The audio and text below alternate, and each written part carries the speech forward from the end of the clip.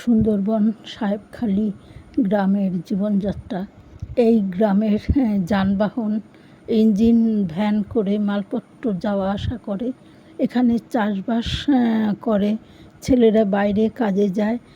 একজন বৌদি মাঠ থেকে গোবর কুড়িয়ে ঘুঁটে দিয়ে জ্বালানির কাজে ব্যবহার করে, আর ঘর দুয়ার লেপার কাজে ব্যবহার করে।